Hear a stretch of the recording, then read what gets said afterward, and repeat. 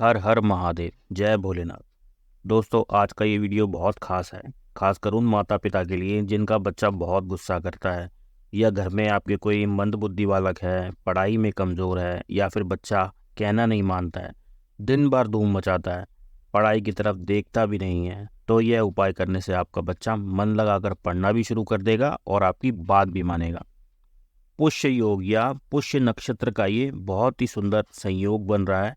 और ये खास क्यों होता है, आइए थोड़ा सा पहले जानते हैं इसके बारे में कि ये पुष्य नक्षत्र या पुष्य योग होता क्या है। पुष्य का अर्थ होता है पोषण करने वाला, ऊर्जा और शक्ति प्रदान करने वाला। पुष्य नक्षत्र को 27 नक्षत्रों का राजा माना जाता है।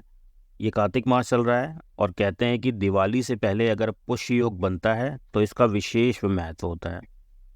इस बार पुष्य नक्षत्र 4 नवंबर से शुरू होकर 5 नवंबर तक रहेगा और 5 नवंबर को रवि पुष्य का महासंयोग बन रहा है और ये उपाय हमें रविवार को ही करना है। चलिए देखते हैं कि इस उपाय को करना कैसे है। लेकिन उससे पहले अगर आप पहली बार इस चैनल पर आए हैं तो गुरुजी के असली उपाय जानने के लिए इस चैनल को सब्सक्राइब जरूर करें। इस उपाय को करने के लिए आपको लेना है एक पान का पत्ता, वही खाने वाला पान जो होता है वही वाला पान का पत्ता लेना है। ये आपको किसी भी पान की दुकान पर या जहाँ पूजा का सामान मिलता है वहाँ आसानी से मिल जाएगा। ध्यान रहे कि पान का पत्ता एकदम साफ होना चाहिए और कहीं से भी कटा फटा नहीं होना चाहिए। अगर पत्ते की डंडी ज़्यादा बड़ी है तो उसे थोड़ा सा तोड़ दें। अब आपको लेना है पीला चंदन और उस चंदन से आपको पान के पत्ते पर सीधी तरफ लिखना है सबसे पहले भगवान शंकर का नाम, माता पार्वती का नाम और फिर माता सरस्वती का नाम। अगर किसी वजह से आपको पान के पत्ते पर लिखने में कोई परेशानी हो या आप उस पर सही से नहीं लिख पा रहे हो या आपको लिखना नहीं आता है तो आपको क्या करना है फिर? तो आपको पान के पत्ते पर भगवान शिव, माता पार्वती और माता सरस्वती का स्मरण करते हुए चंदन से 3 बिंदी लगा देनी है सिर्फ। और उसके बाद जो बच्चा पढ़ाई में कमज़ोर है, बहुत गुस्सा करता है, क्रोध करता है या फिर जिसकी बुद्धि बहुत कमज़ोर है, बार बार कोई बात बताने पर भी समझ नहीं पाता है या आपकी बात नहीं मानता है या फिर पढ़ाई में भी मन नहीं लगाता है, उसके हाथ से महादेव के शिवलिंग पर भोलेनाथ, माता पार्वती और माता सरस्वती का स्मरण करते हुए उस पान के पत्ते को चढ़वा देना है। इसके साथ 5 बेलपत्र और 3 शमी पत्र भी बच्चे के हाथ से अर्पित करवा दें।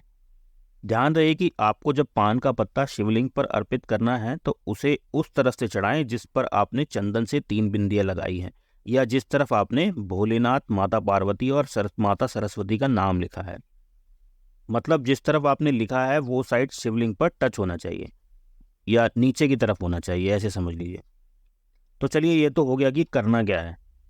आप समझते हैं कि करना कब है। तो ये उपाय आपको 5 नवंबर रविवार को करना है।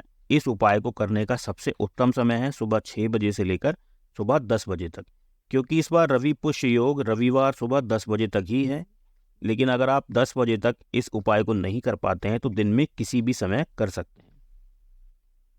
चलिए, ये तो बात हो गई कि उपाय क्या है और कैसे करना है। अब बात करते हैं उन माता पिता के बारे में जिनका बच्चा छोटा है लेकिन बहुत गुस्से वाला है, किसी की सुनता नहीं है, दिन भर बस धूम मचाता रहता है, पढ़ाई लिखाई की तरफ देखता भी नहीं है।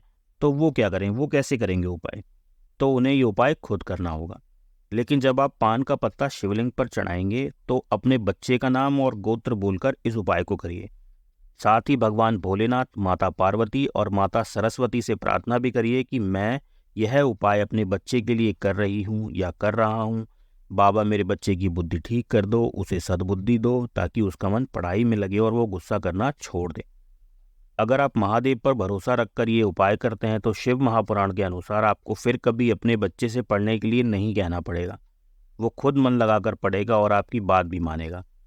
ये समझ लीजिए कि फिर उसका ख्याल खुद महादेव रखेंगे। दोस्तों, अभी तक जिसने भी चैनल को सब्सक्राइब नहीं किया है वो सब्सक्राइब जरूर करें और कमेंट में श्री शिवाय नमस्तुभ्यम जरूर लिखें। इसके अलावा रवि पुष्य योग बनने पर खरीदारी करना भी बहुत शुभ माना